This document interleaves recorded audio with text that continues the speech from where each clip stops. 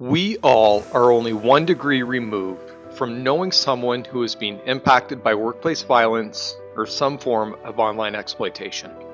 This issue filters into employee wellness, impacting engagement at work. Let's bridge this gap by bringing awareness and education to these pressing issues and shield the vulnerable.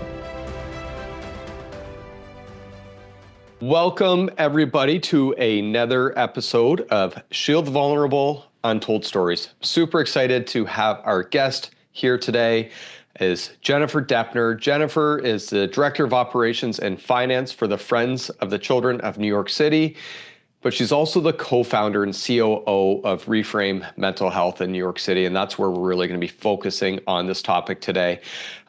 Jennifer, you have a miniature Dalmatian named Brinkley, who is in training to do therapy work with Reframe Mental Health, which I think is something super cool. So I want to talk more about that today, but also a really cool thing that I learned about you, that you are trained in Israeli street fighting. Yes. Totally has nothing to do with what we're talking about today, but when you told me that, I was like, that is really cool.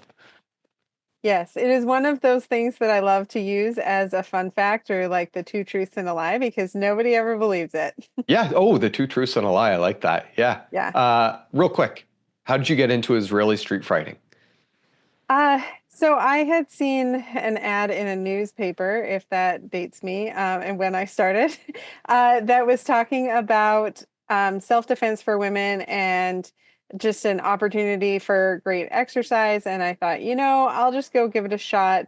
I didn't have a whole lot of expectations for it. When I got there, I loved it. It really taught you how to take care of yourself, just being out and about in the city. And now I live in New York, and so that's very important.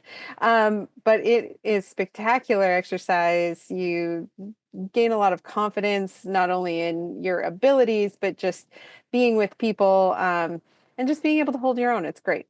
That's awesome. That is so cool. Good for you. There's a lot of empowerment in that. Yeah, definitely. Yeah, amazing.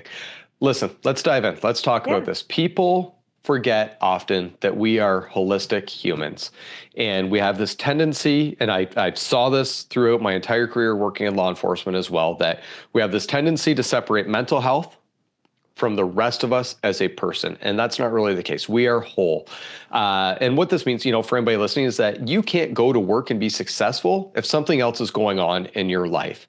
So I want to focus in one specific area, though, with this, Jennifer, and it's about the area that we focus so much on educating individuals, organizations on, is the world of exploitation, the world of trafficking, even with workplace violence, right? How does this connect to somebody who's been a victim of child sexual trauma or other forms of trauma as an adult when it comes to mental health and being just holistic as a human?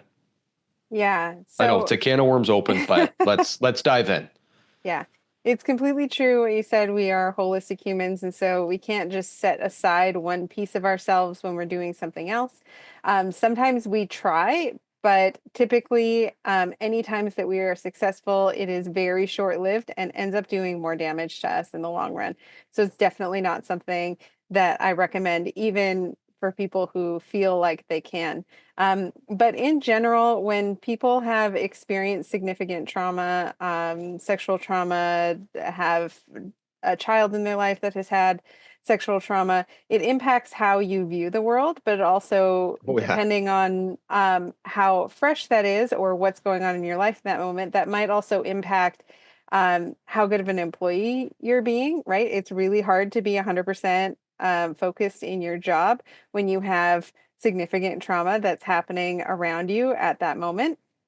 And it also has transference into things within your workplace, right? Maybe you're uncomfortable going on a work trip because you have to travel alone with a guy. And so turn down opportunities as a young woman because you're worried about the environments that you're going to be in. Or maybe you don't speak up when you have an idea because somebody is being very vocal or forceful in a meeting and it's just their personality, but you react so strongly to that, maybe like an oversized response to something. Yeah. And so what could be a healthy debate ends up not being any kind of debate because somebody is not inputting information. And then, companies lose valuable input. Yeah, there's a lot to unpack here on everything Yes. you just said. The first that I want to go at and target is all, you said they may not feel comfortable going somewhere for work, or they may not, in a boardroom or when somebody speaks Right. up, right? And I think it's easy for anybody to forget, A, you're probably very close to people who have been impacted through forms of trauma in their life.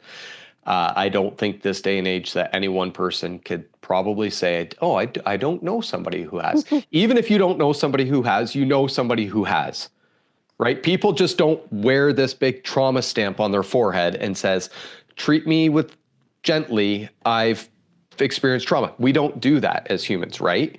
Right. So not everybody's going to know.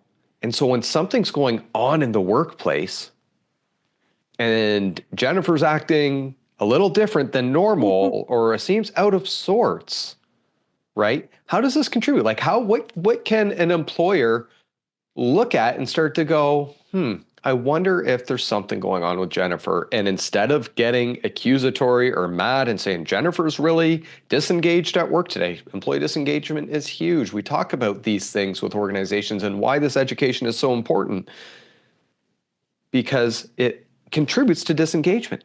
Yes. How does somebody even begin to go, well, how do I know, or where do I handle it? How do I do this?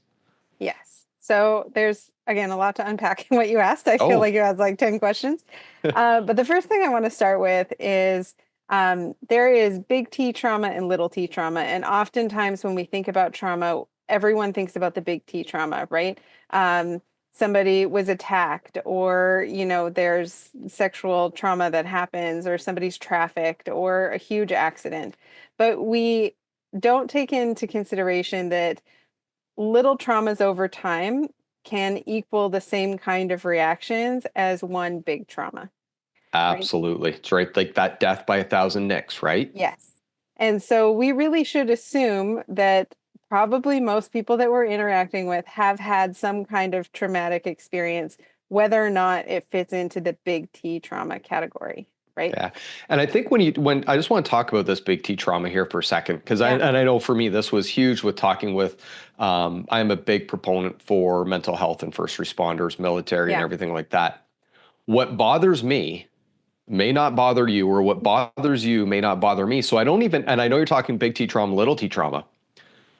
What is big T trauma to somebody? I, for myself, for example, I have very thick skin. I have a high trauma threshold. Right. I've also been impacted by trauma before, though, right? And mine was more that repetitive kind of things.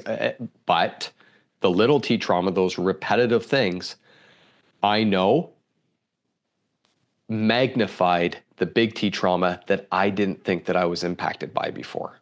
Yes. Does that make sense? It absolutely does. And people have a tendency to downplay the things that are going on, Yeah. whether big T or little T traumas. They just want to make it, oh, it's not that big of a deal, right? Like, oh, I'm just going to sweep this under the rug and just pretend that these things are not accumulating.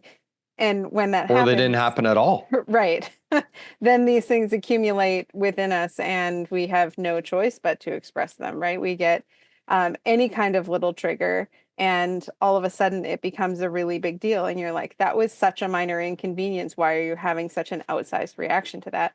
Because I have this long history of trauma and I'm not even realizing that I'm doing this.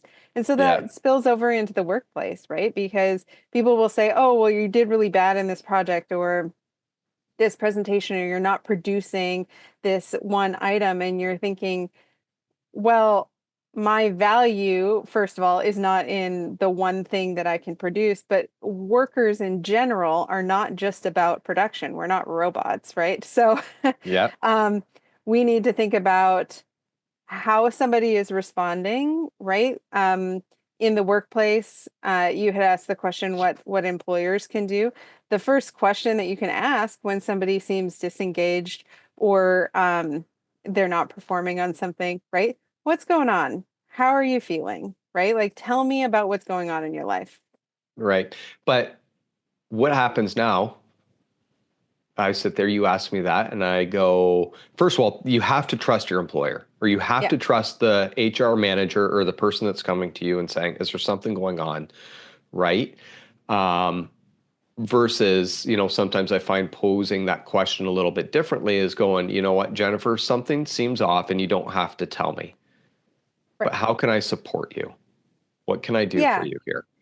So, And if I'm wrong, I apologize. I'm sorry if I am, no, right? no. And and give that permission to be like, I might be wrong here, Yeah. but because then it's not that accusatory Right. tone of making an assumption and being wrong. Because I might like you go, nothing's wrong, leave me alone, right? Another Right. telltale if I snappy that maybe something is wrong. But how do we get that person to open up anyways to begin, first of all, to say, well, there is something going on. Yeah. So the first step is always to just ask the question. And, while I do think that there are better wordings and worse wordings in how we ask the question, the first thing is always make it about like, hey, I'm wanting to support you. Hey, I'm just curious what's going on, right? Something seems off. Yeah, Um, and yeah, we can throw in that like, oh, you don't have to tell me, but I prefer to leave things open-ended, right? If they don't want to tell you, they're not going to. absolutely. Um, and so by asking the question and leaving space for somebody to respond, they oftentimes will start talking, even like not, they start talking about something and they end up there, right? It's like, you open that can of worms and then all of a sudden everything spills out. Yeah. And there's this, I don't know if you've ever heard of him or not. Chris Voss is his name. Yeah. Yes. FBI hostage negotiator. And one of those tactics that he uses, it's trained, in interrogation and a lot of different things. Interviewing is mirroring somebody. And Yeah. somebody's like, nothing's wrong. Go, nothing's wrong. Yeah, I'm okay. Leave me alone. Oh, leave you alone. Right. And Right. eventually like these guards come down from people, Yes. and then you just start to get through. They'll give you something to kind of hook Right. onto and give you that, that open door, right? um, what do you think are the in a workplace, 100 Yeah. people, 1,000 people, what's your best guess how many people in that workplace are possibly disengaged because of trauma that you just don't know about? Yeah. Well, so everyone has something going on that we don't know about. Yeah, Um, Disengagement is huge. Some statistics say as much as 50% of the workforce is disengaged, right? When we think about why people are disengaged and how that impacts into trauma, like there's probably some link there. So if that statistic is right, then we're thinking half the workforce. But there's different levels of a disengagement and different levels of reaction. When people are experiencing these traumas. So really it's about noticing somebody's patterns and when those patterns are off, right? And what you mentioned, and Chris Voss is wonderful. One of the things as you were describing mirroring that you were doing is actually making statements. So that's another thing is that questions can sometimes put up little guardrails in our brain being like, well, they're asking something and I don't want to give too much away. Making hmm, statements, even statements that are false, and letting people correct you can yeah, be really helpful in negotiation tactic. But one of the things that I think is super helpful for employers to do is to empower employees to take care of each other, right? Because we put a lot on the employer, and the employers do need to be supporting their employees. But your boss isn't necessarily the person who's always going to see how you're operating throughout most of your workday, right? It's the coworker who's sitting next to you. And quite often, absolutely. supervisors might have a little bit of training, but the coworker sitting next to you often doesn't have any training. And I have heard time and time again, or people say, I don't know what to say. And so I just kind of ignore it, right? Or like I go talk to HR, but like HR can't go forward and like create that connection that you have with that person, right? Yeah, There's definitely things that HR can do, but it's just not the same as somebody who's sitting next to you showing care and concern. And so this is where I'm going to do my little plug for one of the things that I love so much, which is mental health first aid. And yeah, so you mentioned me being a co-founder and COO of Reframe Mental Health, which is a therapy practice. And mental health first aid doesn't make you a therapist, but kind of like regular first aid, it gives you the tools to understand what are the first steps? What are the things that I can do to kind of bridge that gap to get somebody to help? What kind of resources are available? What's appropriate in different situations? And really just empowers people to be able to ask questions and gives them good questions, right? Gives you Yeah. practice at asking questions. Sometimes it's really hard to say something, especially something that you're nervous about if you've never said it before. If you get into mental health first aid class and you have said a question, the question that people struggle with the most is, are you thinking of committing suicide? Yeah. Tough Right? question to And ask people. it is, but if those words have never come out of your mouth before, they're not going to come out of your mouth in the most crucial moment, right? Hmm. And so just like with little kids, teaching them safe words and then having them repeat it over and over and over and over again. It's because when you are under trauma, even if it is, hey, I'm breaking into a situation I'm not comfortable with, and now there's these pressures that I'm feeling. If I've never said any of these things before, if I've never thought about the questions that I could ask my neighbor, even if it's not, are thinking of committing suicide, just the first introductory questions, you're never going to be able to ask them when the pressure's on. Right. And I think workplaces can integrate this into training, right? Definitely. Especially that, the mental health first aid. And with that integration of training, I think needs to be integrated role playing it, Yes. practicing it, giving scenarios and getting people comfortable talking about it. We've as society, we've pulled back the stigma on mental health over the last 5 years, really Yeah. more, I think more predominantly over the last 5 years, although it's been, I think growing more and more from there. And the topics of suicide, the topics of sexual trauma, the topics of violence trauma, domestic violence, so many things.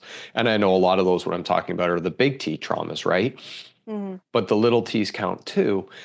And I think people are more open now to saying, prepare me Yeah. to help somebody or to recognize, or what do I do, right? I mean, if I've talked to people before, like, well, I don't know what to say, right? Sometimes I can just look at somebody and say, Jennifer, that sounds really tough. And I don't know what to say right now, Right. but how can I support you, right? Yeah. You don't have to sit there and be the therapist or the counselor. You don't have to have the solutions. Right. Sometimes people just want to know you're listening and that you care. But if you default to, oh, I'm so uncomfortable in this situation, I don't know what to say, so I'm just going to pretend like I don't hear anything and I don't see anything, Right. then that person continues to let their trauma build, right? And a big thing that I do this more with in my wife's company with what she does, and she works on the self-image of individuals and helping people overcome limiting beliefs. As Hmm. soon as I stamp myself as a victim, and I tell myself day after day that I am a victim, right? Which you may Yeah. have been victimized, but you don't have to live day in and day out as a victim, right? And so we got to start to Right. change that narrative of how you self identify or what label you give yourself, maybe more appropriately to be said that way, that I'm not a victim. I'm not a victim. I'm not a victim. And you start to crawl out of that and move forward and take those steps. Yeah. Right? What are your thoughts on that with some, the way somebody self-identifies with the label of, how that impacts them and how they show up day to day? Absolutely. I think we need to recognize that we all have things that we have gone through. And so it's not about, oh, that person's a victim and that person isn't. We are all just trying to, make our way through life. And Yeah, we are rubbing up against people, and sometimes it's positive and sometimes it's negative, and every one of those times that we have those interactions, it leaves a mark on us, right, whether it's positive or negative. And so we need to see the things that are happening to people as just a part of life, instead of like, oh, that person went through a big trauma and they're a victim and now I'm going to treat them differently, instead of thinking right. about like, oh, a bunch of stuff happened in my childhood. I don't think of myself as a victim. Why would I put that on somebody else? And so, yes, we self-identify, but we also project that on other people. And it Yeah. also prevents us from doing anything about it, right? Oh, they're a victim of some big trauma. And so there's nothing I can do, right? And Right. that's where things like mental health first aid can give you tools. I do think it's really important to ask people what they need. But it's also really helpful to give people options. Because if you say, hey, what do you need? And somebody's going through a lot of trauma, they might not know, right? They have no idea where to begin or where Right. to turn.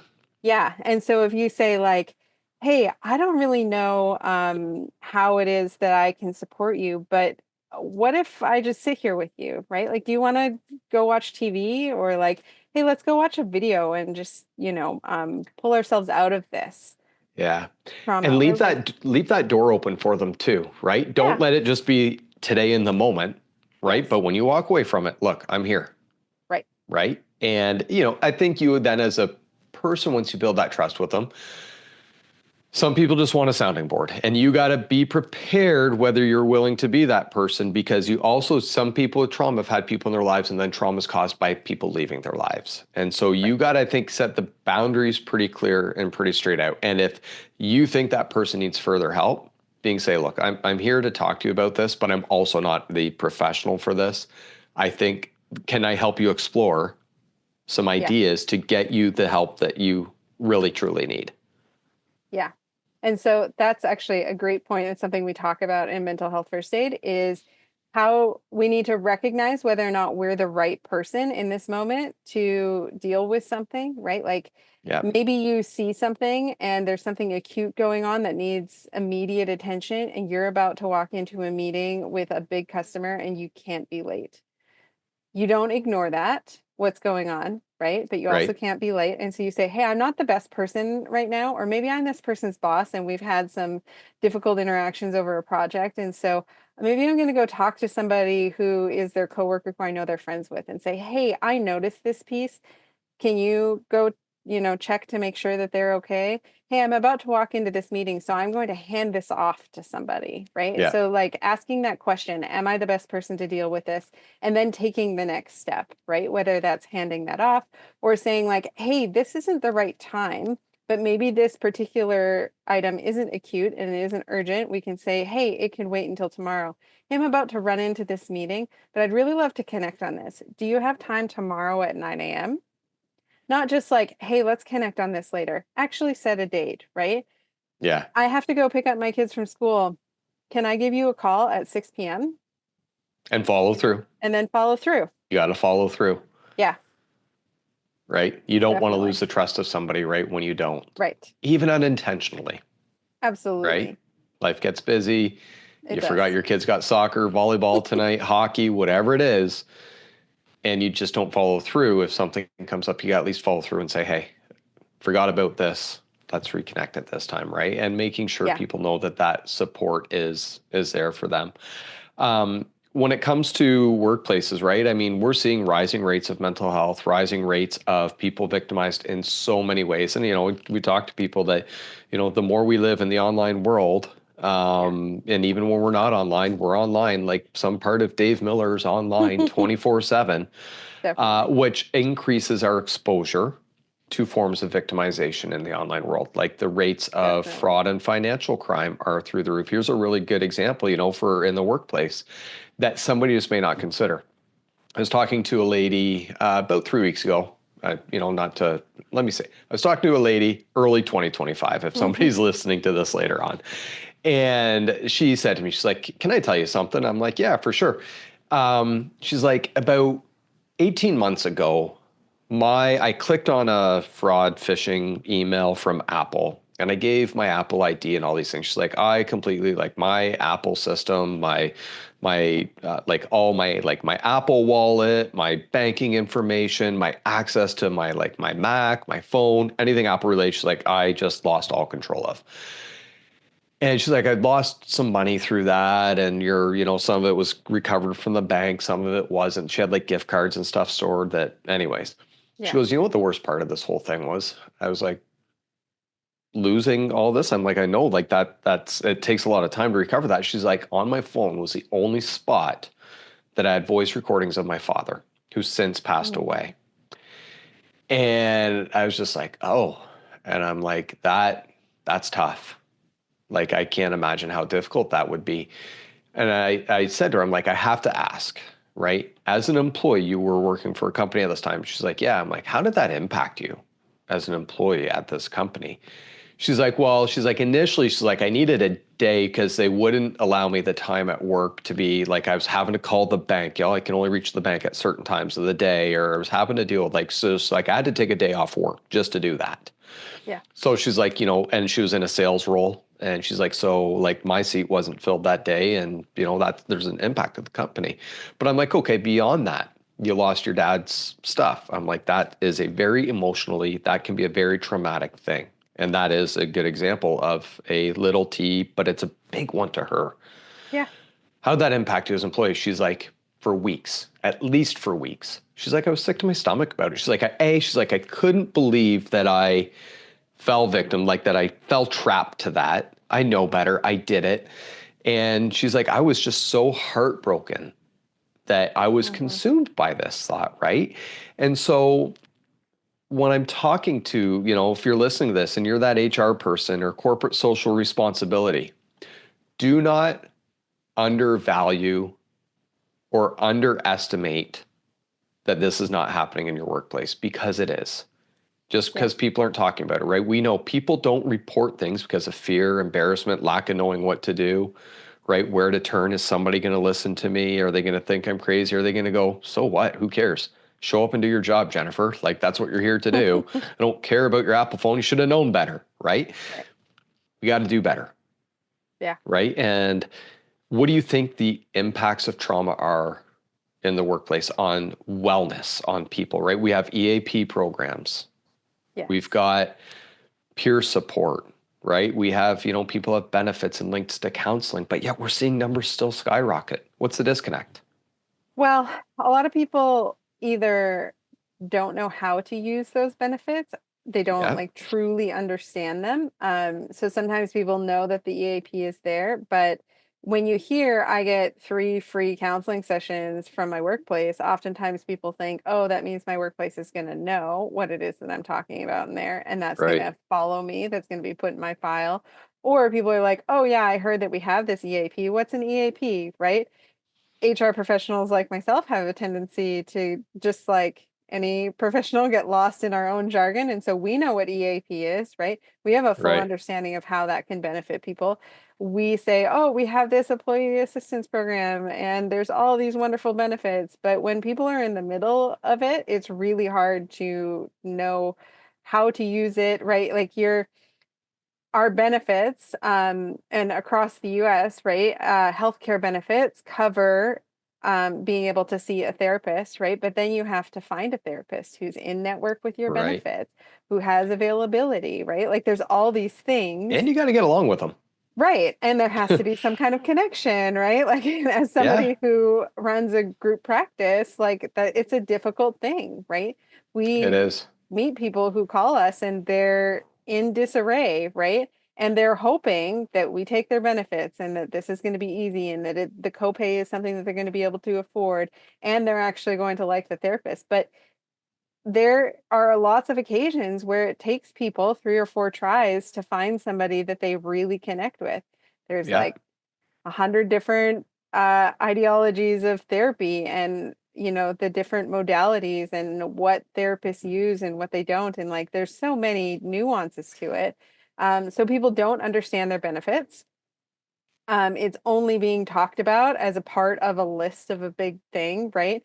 I try really hard, any organization that I'm with, that we have a rhythm, and like every couple of weeks we talk about a different benefit, right?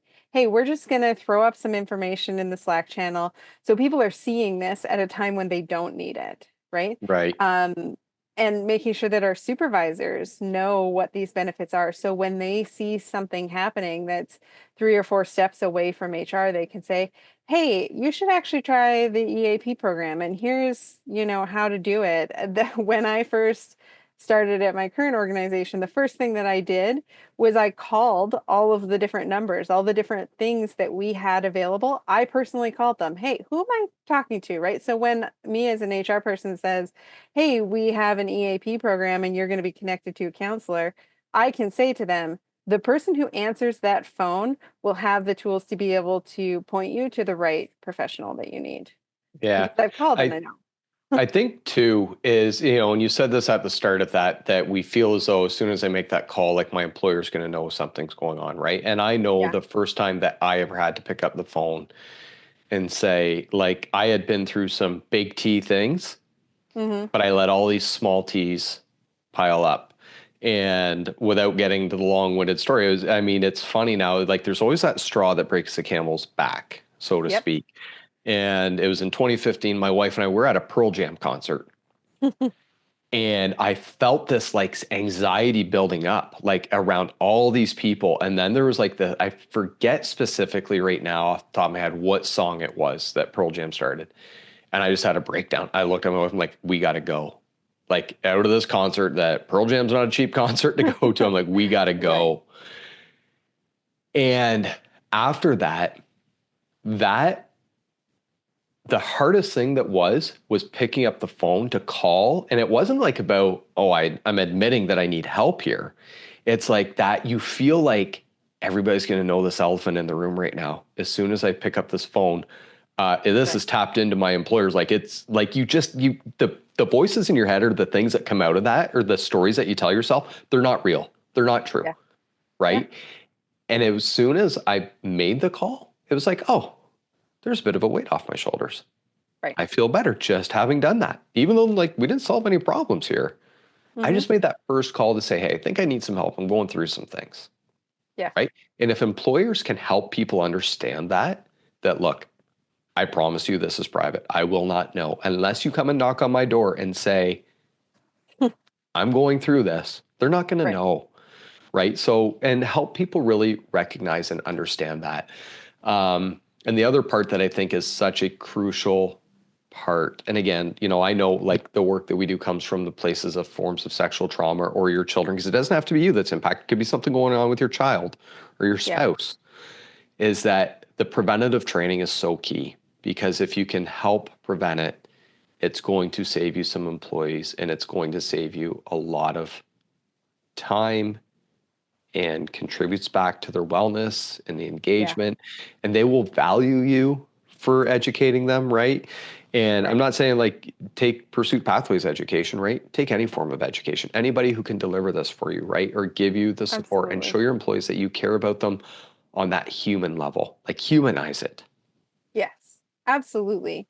But the other thing I want to point out is because people talk a lot about humanizing and caring for their employees, and that don't get me wrong, that is very valuable.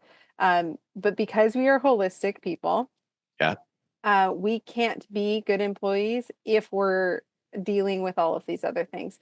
And so, just from a capitalistic dollar perspective, you will get better work out of employees who are healed and who are happy, right? And 100%. so you invest money into these programs to make sure that you do have a good EAP and that your healthcare does accept mental health and you put to, mental health days in and all of these other things. And a lot of people are like, oh, well, like that's just all the fuzzy stuff. No, that actually contributes to a better bottom line. It does. And I honestly, when you get into some of those things, and depending on the workforce, like almost some of it to me, it should be mandatory, right? Yeah. We have, hey, in-house counselor going to be here from February 1st to February 28th. The door's there. Everybody goes through. And Yep. you may walk in and say, I